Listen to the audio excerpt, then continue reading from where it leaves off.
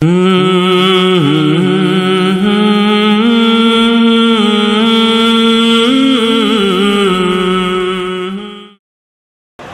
اور بزرگوں، اس دور کے اندر نئے نئے انداز سے جو فتنے کھڑے ہو رہے ہیں، اس میں آپ کی مومنانہ فراست کا بہت بڑا دخل ہے۔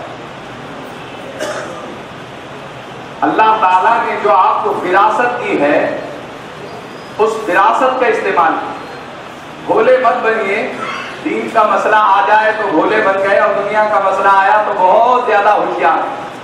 دنیا کے مسائل میں آپ کو کوئی بیوقوف نہیں بنا سکتا، لیکن دین کے مسائل میں کوئی بھی جو ہے آپ کو بیوقوف بنا سکتا ہے۔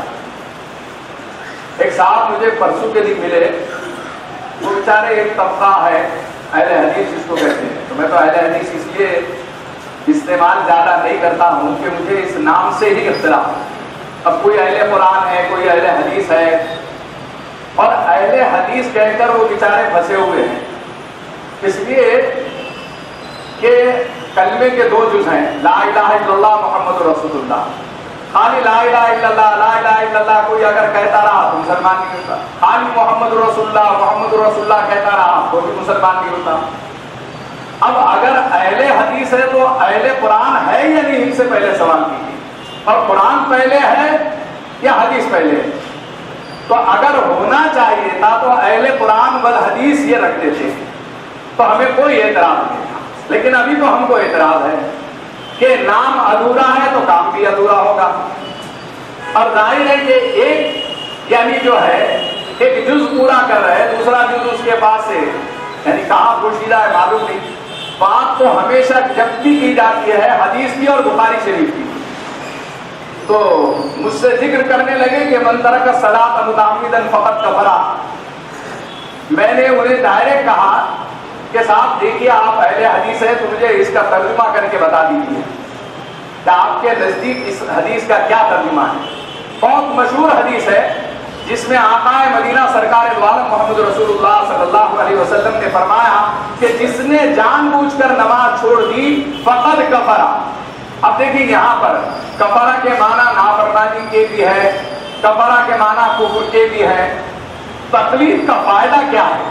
تقلید کا فائدہ یہ ہے کہ امام اعظم ابو حنیفہ رحمۃ اللہ علیہ فرماتے ہیں فقد کفرہ یعنی کفر تک پہنچا، اور غیر مقلد جو ہے اس کے معنی کیا لیں گے؟ میں نے انہی سے کہا کہ آپ ذکر کر دیجئے، آپ بتائیے آپ کا کیا خیال ہے، تو انہوں نے کہا کہ فقد کفرہ کے معنی ہے کہ کافر ہو گیا۔ میں نے کہا کہ ماشاءاللہ بہت اچھا ہے کہ آپ قبول بھی کر رہے ہیں کہ جس نے جان بوجھ کر نماز چھوڑ دی تو وہ کافر ہو گیا۔ اب یہ بتائیے کہ اہل حدیث جو جماعت ہے اس میں کتنے فیصد نمازی ہیں اور کتنے بے نمازی ہیں؟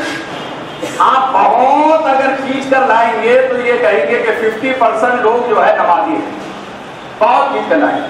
ہمارا سروے یہ ہے کہ امت مسلمہ کے اندر دعوت دین کا جو میدان بنایا گیا، ہمارے اسلاف اکابر اور بزرگان دین نے جو محنتیں کی، دعوت و تبلیغ کی لائن سے جو محنت چلی، مدارس کی لائن سے جو محنت چلی، خانقاہ کی لائنوں سے جو محنت چلی، آج پورے دنیا کے اندر سروے کرو مشکل سے آپ کو 10% مسلمان نمازی نظر آئے، آج بھی 90 یا 80% لوگ جو ہے بے نمازی ہیں۔ اتنی مسجدیں بھری ہوئی ہیں، اتنے مدرسے ہیں، اتنے علماء ہیں، اس کے باوجود آپ سروے کر لیجیے، ایک ایسی بستی بتائیے آپ جہاں 100% مسلمان نمازی ہے، وہ 200 گھر کی آبادی ہو یا 100 گھر کی آبادی ہو، ایک خاندان بتائیے کہ اس خاندان کے اندر 100% لوگ جو ہے مسلمان نمازی ہیں۔ آپ جب جھانک کر دیکھیں گے، آپ غور و فکر کریں گے تو ایک محلہ، ایک خاندان نہیں بتا سکتے، ایک بستی نہیں بتا سکتے۔ تو میں نے ان سے کہا کہ آپ بہت کھینچ کر اگر لے جائیں گے تو اہل حدیث میں 50% لوگ آج بھی بے نمازی ہیں۔ چلیے نماز چھوٹ گئی تو آپ کے ترجمے کے لحاظ سے، آپ کے علماء کے ترجمے کے لحاظ سے وہ کیا ہوا؟ اس کی نماز چھوٹ گئی، بس آپ کے ظہر نماز نہیں پڑھی تو اب آپ کیا ہو گئے؟ تو بولے کافر ہو گئے۔ میں نے کہا کہ اچھا تو پھر کفر کے بعد آپ اسلام میں کیسے داخل ہو گئے؟ کلمہ پڑھ لیے مسلمان ہو گئے۔ میں نے کہا کہ یہ بھی بہت اچھی بات ہے، لیکن اس درمیان میں ایک مسئلہ گڑبڑا گیا، وہ یہ ہوا کہ جیسے ہی آپ کافر ہوئے علماء سے پوچھ لیجیے، سارے علماء کا متفقہ فیصلہ آپ کافر ہوئے تو آپ کی بیوی آپ کے نکاح میں سے نکل گئی.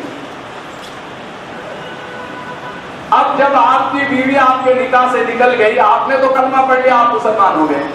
اب یہ بیگم کو جو ہے، اب علماء سے پوچھنا پڑے گا اس کی عدت کی مدت ہے یا نہیں ہے، تجدید نکاح کرانا ہے تو تجدید نکاح کرانے کے بعد آپ کے نکاح میں جائیں گی.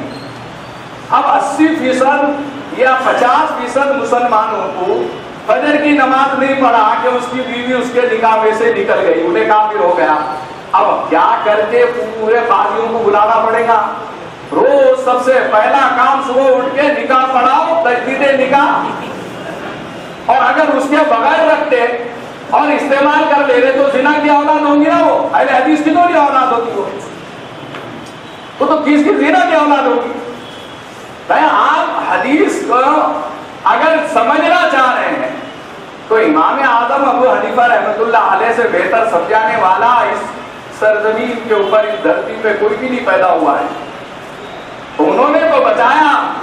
یہ ہے فرق کہ مقلد بننے میں یہ ہے کہ ان کا ترجمہ یہ ہے کہ وہ کفر تک پہنچا، اور اہل حدیث بننے میں، غیر مقلد بننے میں کہ کافر ہو گیا. تو ٹھیک ہے، ایمان کوئی چکری ہے کہ آپ کلمہ پڑھ لیے اور پڑھتی جو ہے مسلمان ہو گئے، آپ تو ہو گئے، لیکن بیگم جو نکلی ہوئی تھی وہ نکاح سے خارج ہو گئی تھی، اور اس کو لانے کے واسطے خود ہی نکاح پڑھا لیتے. کیا روز پڑھاتے کہ نہیں پڑھاتے، وہ بھی تو غور کرنا پڑے گا.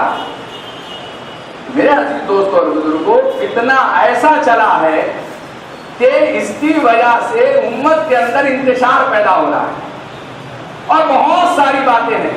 جیسے میں نے کل ذکر کیا کہ قرآن کہہ رہا ہے یا ایھا الذین آمنوا اذکروا اللہ ذکرا کثیرا. اے ایمان والو، اللہ کا ذکر کثرت سے کرو. اللہ کہہ رہے ہیں کہ خوب میری یاد کرو، خوب عبادت کرو، خوب اعمال کرو. اور نبی صلی اللہ علیہ وسلم فرما رہے ہیں کہ اللہ کا ذکر اتنی کثرت سے کرو، اتنی کثرت سے کرو کہ لوگ تمہیں پاگل اور مجنون کہنے لگیں. جس دن آپ کو بول دیے کسی نے تسبیح پڑھ رہے، ارے سرا کیا بہت ہی ذکر کر رہا، بہت ہی ذکر کر رہا، وہ دن آپ کا عید کا دن ہے، خوشی کا دن ہے. کہ نبی صلی اللہ علیہ وسلم نے فرمایا کہ اللہ کا ذکر اتنی کثرت سے کرو، اتنی کثرت سے کرو کہ لوگ تمہیں پاگل اور مجنون کہنے لگے. قرآن کہہ رہا خوب ذکر کرو، حدیث کہہ رہی ہے، اللہ کے رسول صلی اللہ علیہ وسلم فرما رہے ہیں کہ خوب اللہ کا ذکر کرو. اب اس میں کنسیشن کہاں ہے، ڈسکاؤنٹ کہاں ہے، کم کرو کر کے کہاں فرمایا، کہاں ہے 8 رکعت، ابھی 20 کے بجائے اور 40 تک کے پہنچنا ہے. اتنی نماز پڑھنا ہے، اتنی نماز پڑھنا ہے، اتنی عبادت کرنا ہے، اتنی عبادت کرنا ہے کہ روایتوں میں آتا ہے کہ میرے آقا صلی اللہ علیہ وسلم ایسی عبادت کرتے کہ پاؤں پر ورم آ جائے گا، وہاں تک کے پہنچا. کہاں ہے ڈسکاؤنٹ، کہاں ہے کنسیشن، رعایت کہاں ہے.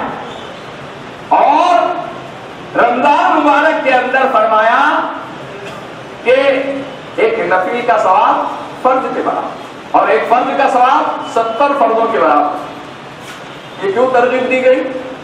اس لیے کہ آپ زیادہ نفل پڑھو. یہاں تو سنت بھی چھوڑ رہے، یہاں تو نفل بھی چھوڑ رہے.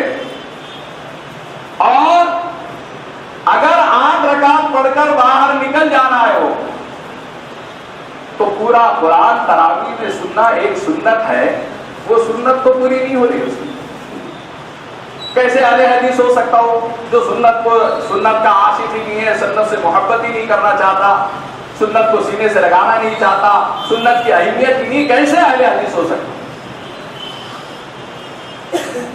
آقا مدینہ سرکار دو عالم محمد رسول اللہ صلی اللہ علیہ وسلم نے صحابہ اکرام رضوان اللہ علیہ اجمعین کی جو تربیت فرمائی تھی، روایتوں میں آتا کہ حضرت عثمان غنی رضی اللہ عنہ 1 رکعت میں پورا قرآن پاک پڑھ رہا. کیسی عبادت؟ کہاں 8 رکعت میں بھاگنے کا ہے کوئی مسئلہ؟ کیسی عبادت؟ امام شافعی رحمۃ اللہ علیہ کے بارے میں آتا ہے کہ دن میں 1 قرآن پاک ختم کرتے تھے اور رات کو 1 قرآن پاک ختم کرتے تھے. 60 قرآن پاک ختم. کیسی تربیت کی گئی تھی. ایک مرتبہ اپنی ماں کی خدمت کر رہے تھے اور خدمت کرتے کرتے اپنے ماں کے قدموں کے اوپر انہوں نے بوسہ دے دیا، تلووں کو چاٹ کیا، بوسہ دے دیا. ماں نے پیروں کو ٹھٹرایا اور کہنے لگی کہ بیٹے مجھے کیا گناہگار بنانا چاہتا ہے؟ تو اتنا بڑا وقت کا عالم ہے، اتنا بڑا وقت کا امام ہے، مجھے کیوں گناہگار بنانا چاہتا ہے؟ امام شافعی رحمۃ اللہ علیہ نے فرمایا امی جان میں آپ کے قدموں کو بوسہ نہیں دے رہا ہوں، میں اپنی جنت کو بوسہ دے رہا ہوں۔ تصور کرو کہ کیا تربیت یافتہ لوگ تھے، آج اپنے ماں باپ کی خدمت کرنے کے بجائے ماں باپ کو انہیں خالی 2-4 جمعہ 8 دن جا کر ادھر بیٹھا آ کے بول رہا نکو باپ کی بات نہیں مانتا وہ مشرک ہے، بولے ماں کو اور باپ کو مشرک بول رہا، جنازے میں شریک نہیں ہو رہا۔ کل میں نے تفصیلی واقعہ سنا ہے۔ حیرت کی بات ہے کہ اس اولاد کو حکم تھا کہ وہ بالوالدین احسانا، ماں باپ کے ساتھ اچھا سلوک کرو، ولا تقل لهما اف، ان کو اف تک کے مت کرو، ولا تنہرهما، ان کو چھڑکو مت، وقل لهما قولا کریما، ہدایت دی گئی تھی کہ ان کے ساتھ جب بھی گفتگو کرو گے نرم انداز میں گفتگو کرنا۔ کیا بخار چڑھا ہے معلوم نہیں، حدیث کہہ کر اس کا بخار کا نشہ یہ ہے کہ ماں باپ کو جھڑکیاں دیتا ہے، ماں باپ کو مشرک کہتا ہے۔ تھوڑا سا علم کیا آ گیا، یہ حلقوں کو حوالداری مل جاتی، ویسا ہے معاملہ۔ نشے میں ہے، نشے میں چور، ماں باپ کی کوئی ادب اور احترام نہیں۔ یہاں کوئی حدیث نہیں ملی ماں باپ کے ادب اور احترام کے لیے۔ ارے قرآن کی صاف آیت ہے، حدیث میں تو اللہ کے رسول صلی اللہ علیہ وسلم نے فرمایا کہ باپ جنت کا دروازہ اور ماں کے قدموں کے نیچے جنت ہے۔ اسلامی تعلیمات، نبوی نہج، نبوی فکر، آقا مدینہ سرکار دو عالم محمد رسول اللہ صلی اللہ علیہ وسلم کے منشے کو پورا کرنے کا اگر خیال آئے گا تو یہ سارا نشہ اتر جائے گا۔ کبھی کسی کو کوئی حقیر نگاہوں سے دیکھ نہیں سکتا۔ آج تو یہ ہوا کہ آپ فضا جماعت میں لہذا انہوں سلام بھی نہیں کرتے۔ اتنے پاکیزہ ہو گئے، اتنے پاک دھلے ہوئے ہو گئے، دودھ کے دھلے، کہ اپنے آپ کو تصور کر لیا کہ میں تو جنتی ہوں، اور یہ سارے کے سارے جتنے طبقوں میں مسلکی ہے یہ سب کے سب دوزخی ہے۔ حقیر نگاہوں سے سلام بھی نہیں کرتے۔ ارے کیا ہوا بھائی، آپ کو کائے کا نشہ ہے، کائے کا خط سوار ہے، آپ سلام بھی نہیں کرتے؟ نہیں، بس ہم اہل حدیث ہو گئے، تو اہل حدیث میں پروانہ مل گیا ہم کو۔ دوسروں کو حقیر نگاہوں سے دیکھنا، اکرام مسلم ضروری نہیں، ماں باپ کا احترام ضروری نہیں۔ گھروں میں لڑائی جھگڑے ہیں، فتنے ہیں۔ رات کو 11:30 بجے مجھے فون کر کے ایک صاحب بلانے لگے اور کہنے لگے کہ صاحب جو ہے یہاں پر بخاری شریف وغیرہ ساری کتابیں لے کے بیٹھا ہوا ایک شخص جو ہے اور مجھ سے بحث کر رہا، اور وہ 8 رکعت کی بات کر رہا۔ آج تک کے تو آپ لوگ جو ہے 20 رکعت پڑھاتے آئے اور یہ جو ہے ایسے کہہ رہے ہیں، آپ ذرا تھوڑی دیر کے لیے آ جائے۔ میں نے کہا کہ بھائی بس جو ہے وقت تو دیکھیے۔ تو بہت اصرار کیے، میں گیا، جا کر دیکھا تو ہے ہمارے پاس کے مشہور بیچارے کرم ورما، وہ دیکھتے ہی جو ہے پریشان ہو گئے کہ مولا آ گئے۔ میں نے کہا کہ جو ہے شیخ صاحب بڑے مالدار آدمی تھے جنہوں نے مجھے بلایا، بے تکلف تھے۔ میں نے ان سے کہا کہ بھائی آپ کو شوگر ہے اور آپ جو ٹیبلٹ استعمال کرتے، سامنے ایک شخص آیا اور آنے کے بعد اس نے کہا کہ یہ کمپنی کی ٹیبلٹ ذرا اچھی نہیں رہتی، دوسری لے لو۔ بنا اور 2-4 جو ہے ڈاکٹری نسخے انہوں نے بولے، آپ اس کی بات کو کتنی تسلیم کریں گے، آپ کتنی بات مانیں گے اس کی؟ دل میں خیال تو پیدا ہوگا، کیا کریں گے آپ؟ تو بولے میں تو پہلے پوچھوں گا کہ بھائی تو کیا بی فارمیسی کیا ہوا ہے، ڈی فارمیسی کیا ہوا ہے، کیا ڈاکٹر ہے، بنا ہے، یہ پوچھوں گا۔ الحمدللہ بہت اچھا ہوش آواز باقی آپ کے۔ میں ان کو کیوں نہیں پوچھے کہ انہوں کون سے ادارے سے فارغ ہے، مستند ہے کہ غیر مستند ہے؟ کل جیسے میں نے بولا اوریجنل اور ڈپلیکیٹ مولانا لوگوں کی پہچان بڑا مشکل ہو گیا ہے۔ اگر دنیا میں جینا ہے تو کچھ پہچان پیدا کر، اگر دنیا میں جینا ہے تو کچھ پہچان پیدا کر۔ لباس خضر میں یہاں سینکڑوں رہزن بھی پھرتے ہیں، ڈاکو کا لباس پہن کر جو ہے، ڈاکو جو ہے لباس خضر پہن کر بھی آ سکتا ہے۔ سمجھنے کی ضرورت ہے، آپ پہچانو نا، آپ اتنے بھولے کیوں بنے ہوئے؟ میں نے ان سے کہا کہ ماشاءاللہ آپ تو بہت اچھی بات کہے۔ میں نے کہا کہ ان سے پوچھنا تھا کہ یہ کون سی درسگاہ سے فارغ ہیں، مستند ہے یا غیر مستند ہے؟ میں نے بولا ان کے بارے میں مجھے معلوم ہے کہ یہ مدرسے میں 3 سال کا کورس کر کے پھر بھاگ گئے تھے، تو یہ بھگوڑے ہے۔ ان کو بولتے ہی انہوں نے کہا کہ مولانا جو ہے آپ بہت رف لینگویج استعمال کر رہے۔ لا آپ کے لیے زیب نہیں دیتا. میں نے کہا کہ جو ہے لاتوں کے بھوت باتوں سے نہیں مانتے. مجھے تجھے علمی دلائل دینا ہی نہیں ہے, اس لیے کہ تجھے علمی دلائل سے سمجھنا ہے تو تجھے آنا پڑے گا. آپ کے پاس کون سی ایسی سند ہے کہ جس کی وجہ سے آپ بات کرنے کے واسطے بیٹھے ہوئے ہیں؟ کیا یہ بخاری شریف کی خالی 2-4 جلدوں کو لا لینے سے, امپریشن مارنے سے کیا لوگ بیوقوف بن جائیں گے؟ اور میں نے کہا کہ سیٹھ صاحب اتنی دیر سے آپ بیٹھے ہوئے کیسے ہیں, کیوں برداشت کر رہے ہیں؟ اٹھاؤ, گیٹ آؤٹ بولو اس کو, ختم ہو گئی بات. ایسے نسخے تو دینے والے نہیں موجود, خطرے دان بہت سارے آ جائیں گے. ہاں, تو اس کے بعد انہیں سمجھ میں آیا, وہ تفصیلی گفتگو ہے, میں یہ نہیں آپ سے کرنا چاہتا. بہرحال ہمارے ارد گرد جو ہے, ہمارے ماحول میں یہ نئے نئے فتنے جنم لے رہے ہیں. ہمیں ہوشیار ہونے کی ضرورت ہے. قرآن و حدیث کا نام لے کر قرآن و حدیث کی آڑ میں کیا کرنا چاہتے ہیں, کس چیز کی تبلیغ کرنا چاہتے ہیں. میرے آقا صلی اللہ علیہ وسلم نے مسلک کی کبھی بھی تبلیغ نہیں کی, مسلک کی کبھی بھی دعوت نہیں دی ہے, اسلام کی دعوت دی ہے. آج اسلام کی دعوت کوئی نہیں دیتا, دین کی دعوت کوئی نہیں دیتا ہے, مسلک کی دعوت دیتا ہے کہ ہمارے مسلک میں آ جاؤ, ہماری جماعت میں آ جاؤ. اور جماعتوں کا پھول بنا ہوا ہے, اور اسی کے لحاظ سے اسی یعنی مینڈک کی دنیا اسی کے ارد گرد گھومتی ہوئی نظر آتی ہے. بہرحال بہت ساری باتیں مجھے آپ سے کرنا تھی, لیکن مولانا بہت لمبے سفر سے آئے ہوئے ہیں ہمارے درمیان میں, ہم تو کہتے ہی سنتے رہتے ہیں. اللہ جل شان مجھے آپ تمام کو عمل کی توفیق عطا فرمائے, اور جو کچھ کہا جائے سنا جائے اس پر عمل کی توفیق عطا فرمائے. آپ بالکل سکون سے اطمینان سے بیٹھے.